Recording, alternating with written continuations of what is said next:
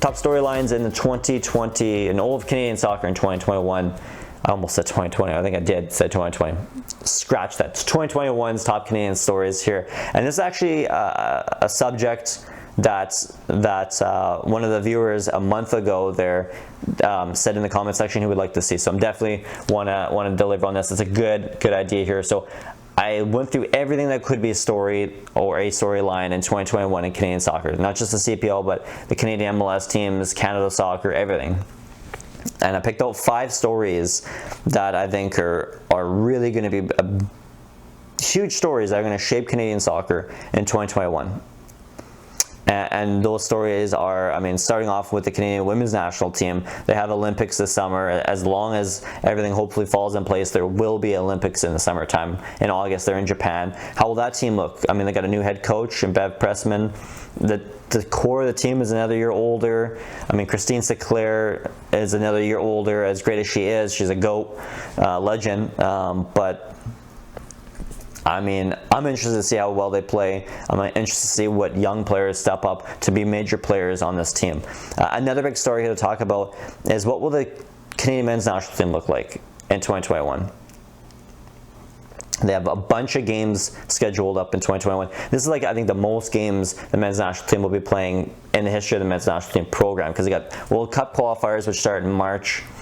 You got the Gold Cup, which is I'm expecting in July. Maybe we get pushed to August because of COVID. But those are 2 huge competitions. There's gonna be a lot of players playing with the men's national team this year, which is a good thing. You want to see that. But I definitely see Bustos playing at some point this year with the men's national team, especially because the Gold Cup roster is not going to be the same roster as the World Cup qualifying rosters.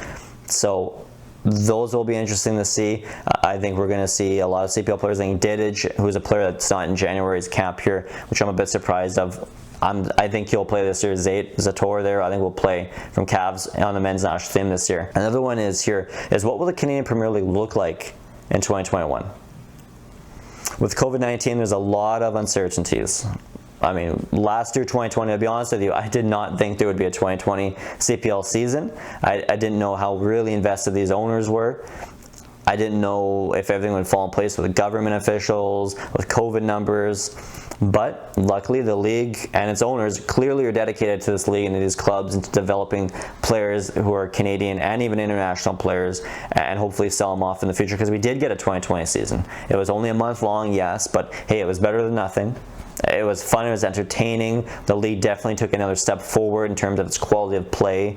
Now we have a vaccine in the world. We have multiple vaccines in the world, but COVID numbers, as of right here in January, are still spiking across the country of Canada. So will there be a full season in 2021? At this point, I don't think so. I don't think we're going to have training camp in March. I think players will be training in March, don't get me wrong.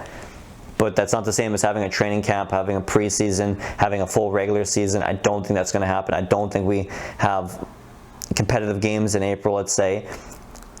I would imagine they push it off to June, July to see if we can have fans in the stands. Because, I mean, fans in the stands, that's a huge, crucial part to the revenue for these Canadian Premier League clubs. So how will that look? And yeah, I mean, this 2021 is going to be a lot of uncertainties. There will be a season, though, in 2021. I'm pretty certain of that. I mean, we had a season in 2020. This year's, I think, going to be a little bit easier to put together a season. I think it will be longer than a month, but I don't think it's going to be a full 28 games this year.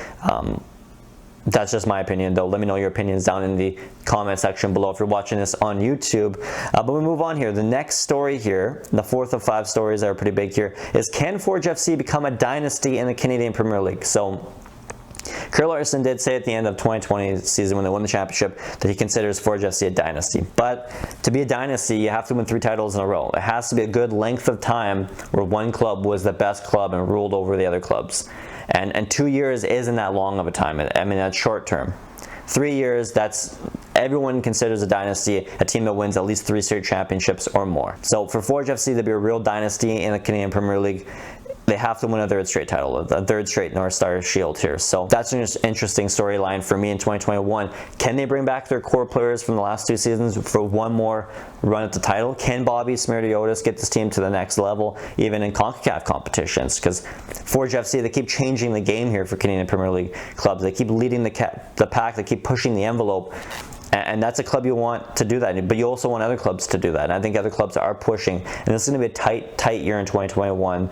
And there's no guarantee that Forge is going to win that championship. So, but the next thing here, the next point here, the fifth and final storyline that I think we all need to be paying attention to here in 2021, and it's going to be over before the end of this month, and that is who is going to be the new head coach of Toronto FC. So as of when I was doing research for this video here in early January, or this show, I should even say, if you're listening to the podcast version of the show, Patrick Vieira, a lot of people, there's mixed reactions, and mixed reports, I should say, in terms of will he or won't he be the new coach. He currently is a free agent coach. He has coached in the MLS before with New York City FC. In my opinion, the best era for NYCFC was when Vieira was the coach. So it'd be really, really great option to pick up here for TFC and to help get the team to another level. I feel like this team is aging, Toronto FC. So he's going to be a face of a new era for TFC. And it's going to be exciting. And it's going to be exciting to see where does Toronto FC move from here with this new coach. Is it Vieira? Is it not? A few people from TSN Soccer there have said it's not true. He's not coming. Other people on Twitter have reported that he is in fact a candidate and he has got a contract on the table with TFC. Just has to kind of finish it. So that's an interesting storyline to follow as well for TFC. Something that will pretty much be done in January in terms of who the new face would be, but then the rest of the year you can look forward to, well, what's next for TFC. Yes, you got a new head coach, but the core is aging. Is this time to refresh the roster?